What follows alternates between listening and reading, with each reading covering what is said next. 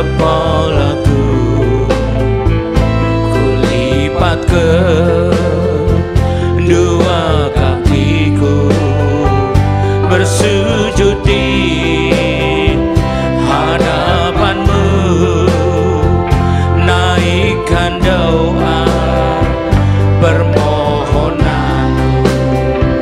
Kau melihat Tuhan dari surga,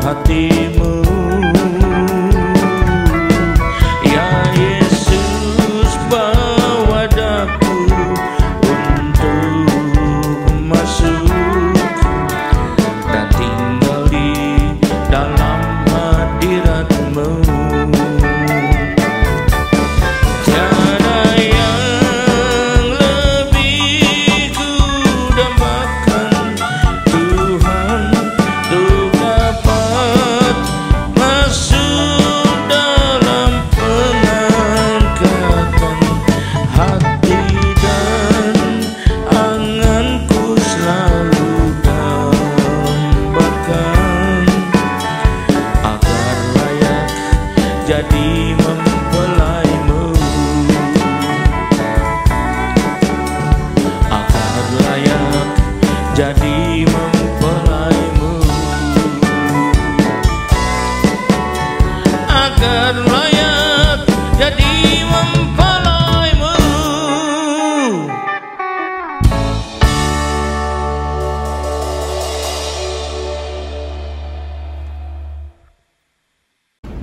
Shalom, selamat berjumpa kembali saudara kasih Tuhan. Marilah kita segera masuk dalam firman Tuhan ya. Mari kita berdoa terlebih dulu. Terima kasih Tuhan, kami umat-Mu siap menyambut firman-Mu.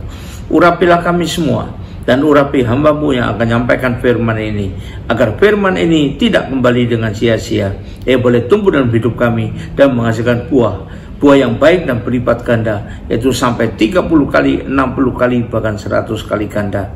Dan berikan pada kami semua Tuhan urapan khusus, roh, hikmat, dan wahyu daripada-Mu. Karena dengan demikian terbukalah pikiran kami, sehingga kami bisa menangkap dan mengerti maksud dan isi firman-Mu ini dengan baik dan benar.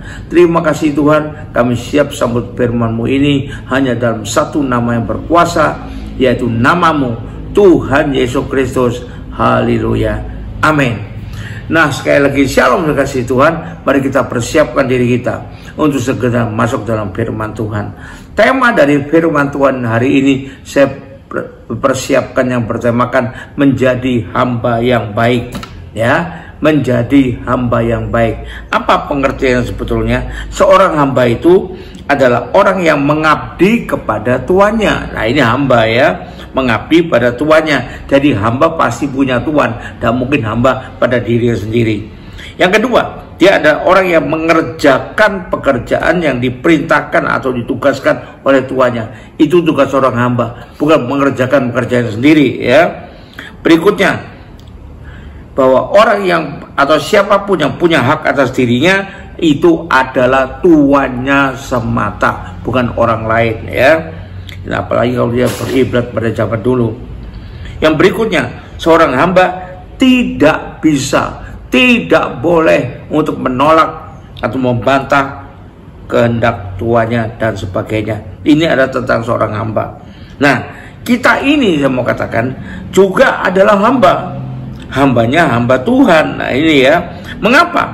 Karena kalau dulunya kita itu diperhamba oleh dosa ya, kita itu dulunya hamba dosa. Mari kita baca dulu Roma 7 ayat 26 dan 28 ya.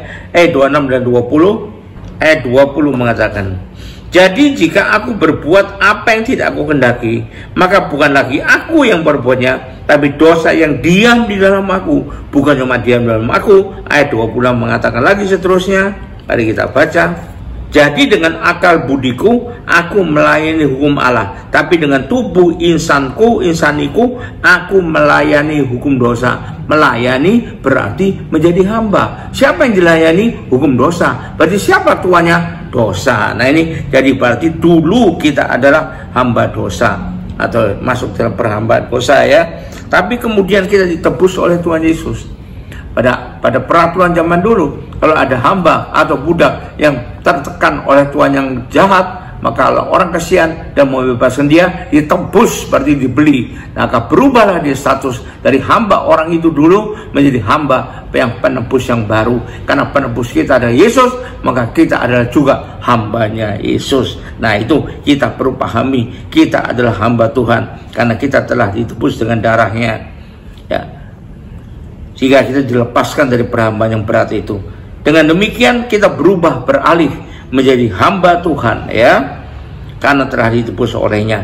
Kalau gitu, lalu bagaimana kita bisa menjadi hamba Tuhan yang baik di pemandangannya Tuhan sendiri, di penilaian Tuhan? Nah, ada beberapa hal yang perlu kita pahami. Yang pertama, untuk kita bisa menjadi hamba yang baik, kita harus mempunyai atau dibekali dengan ketaatan dan kesetiaan. Nah, dua hal ini seperti dua sisi mata uang yang berbeda, tapi satu juga, tidak bisa dipisah-pisahkan. Dan mungkin orang itu taat kalau dia tidak setia, dan mungkin kalau dia itu setia kalau dia tidak taat ya. Taat itu artinya tetap melakukan apa yang diperintahkan dan tidak atau tanpa mempertimbangkan apakah itu sukar atau mudah, berat atau tidak berat, ya, bisa atau tidak bisa melakukannya, enak atau tidak enak melakukannya, menguntungkan atau tidak dengan melakukan itu tidak dipertimbangkan, pokoknya lakukan saja. Itu namanya taat. Yang kedua, namanya setia adalah apapun kondisi yang dialami, ya, tetap dia menjadi sebagai hamba di sana. Apapun masa depan peruntungan yang bakal didapat dengan menjadi hamba itu, dia tetap menjadi hamba. Apapun masalah, ancaman, bahaya yang harus dihadapi dengan menjadi hamba itu, dia tetap menjadi hamba. Itu setia. Dari kita punya kesetiaan dan ketaatan, ya. Yang kedua, kita harus siap untuk selalu belajar dan diajar. Karena kita bukan manusia sempurna, ya. Karena itu harus selalu mau diajar untuk menambahkan atau memajukan kehidupan kita berikutnya, tanpa kita merasa direndahkan atau dihina atau dipandang rendah dan lain sebagainya. Kita harus tetap mau belajar. Belajar kepada siapa? Tentu belajar pada Tuhan kita, yaitu Tuhan Yesus Kristus. Mari kita baca dulu Mazmur 143 ayat 10. Ajarlah aku melakukan kehendak-Mu, sebab Engkaulah Allahku. Kiranya roh-Mu yang baik itu menuntun aku di tanah yang rata. Bahkan minta terus untuk diajar dan siap untuk belajar juga, ya. Berikutnya kita baca Yesaya 2 ayat 3. Banyak suku bangsa akan pergi serta berkata, mari kita naik ke gunung Tuhan, ke rumah Allah Yakub, supaya Ia mengajar kita tentang jalan-jalannya dan supaya kita berjalan menempuhnya. Lalu dari Sion akan keluar pengajaran dan firman Tuhan dari Yerusalem. Itu kata firman Tuhan. Terakhir untuk poin ini, kita baca lagi kitab Mazmur pasal 94 ayat yang ke-12. Mazmur pasal 94 ayat yang ke-12. Berbahagialah orang yang Kau hajar, ya Tuhan, dan yang Kau ajari dari Taurat-Mu. Ya, ini Kau ajari dari Taurat-Mu. Itu kayak kita punya kesiapan untuk belajar dan diajar selalu. Yang berikutnya, yang ketiga, bagaimana kita bisa menjadi hamba yang baik? Kita harus siap untuk bekerja keras melaksanakan tugas kita itu dengan penuh tanggung jawab, ya, atau melaksanakan tanggung jawab yang diberikan pada kita. Dengan bekerja keras, bukan enak-enakan saja. Efesus 4 ayat 28. Paulus mengatakan, orang yang mencuri, janganlah ia mencuri lagi, tapi biarlah ia bekerja keras dan melakukan pekerjaan baik dengan tangannya sendiri, supaya dapat membagikan sesuatu kepada orang yang berkekurangan. Harus kita siap untuk bekerja keras. Berikutnya kita baca 1 Korintus 15 ayat 10. Tetapi kasih karunia Allah, aku adalah sebagaimana aku sekarang, dan kasih karunia yang dianugerahkan padaku tidak sia-sia. Sebaliknya aku telah bekerja lebih keras daripada mereka semua. Nah, ini kesiapannya, ya. Itu yang ketiga. Yang keempat, kalau kita mau jadi hamba yang baik, janganlah kita mengutamakan, memikirkan, mendahulukan kepentingan sendiri semata, ya. Kita baca 2 Timotius 2 ayat 4. 2 Timotius 2 ayat 4. Kan kita misalnya menjadi seorang yang ditugaskan, seorang prajurit yang sedang berjuang. Kita jadi hamba yang baik seperti prajurit yang sedang berjuang, tidak memusingkan dirinya dan memikirkan, mengutamakan fokus dengan soal-soal penghidupannya, supaya dengan demikian ia berkenan kepada komandannya, tidak memikirkan kepentingan sendiri, tapi terutama kepentingan atau apa yang Tuhan perintahkan pada kita. Jadi untuk mengutamakan, seharusnya untuk lebih bisa menyenangkan Tuhan, mencari perkenan Tuhan, memikirkan perkara-perkara sorgawi. Kolose 3 ayat 1-3 mengatakan demikian. Karena itu, kalau kamu dibangkitkan bersama dengan Kristus, carilah perkara yang di atas, di mana Kristus ada, duduk sebelah kanan Allah. Sorga, perkara sorgawi. Pikirkanlah perkara yang di atas, bukan yang di bumi. Sebab kamu telah mati dan hidupmu tersembunyi bersama dengan Kristus di dalam Allah. Nah, ini jelas sekali dikatakan. Yang terakhir, kalau kita mau jadi hamba yang baik, ya, kita tidak akan membangga-banggakan diri apabila memang ada prestasi atau keberhasilan yang bisa kita capai. Kenapa demikian? Imamat 26 ayat 19 mengatakan, Imamat 26 ayat 19 mengatakan, dan aku akan mematahkan kekuasaanmu yang kau banggakan, dan akan membuat langit di atasmu sebagai besi dan tanahmu sebagai tembaga. Ini akibatnya dari Tuhan kalau kita membanggakan diri kita, ya. Berikutnya kita baca lagi Zakaria 10 ayat 11. Mereka akan nyeberangi laut Mesir, dan ia akan memukul gelombang laut sehingga segala tempat yang dalam sungai Nil menjadi kering. Nah, tapi kebanggaan Asyur akan diturunkannya, dan tongkat kerajaan Mesir akan dilewatkan. Nah, kita tahu, jadi jangan kita membanggakan diri.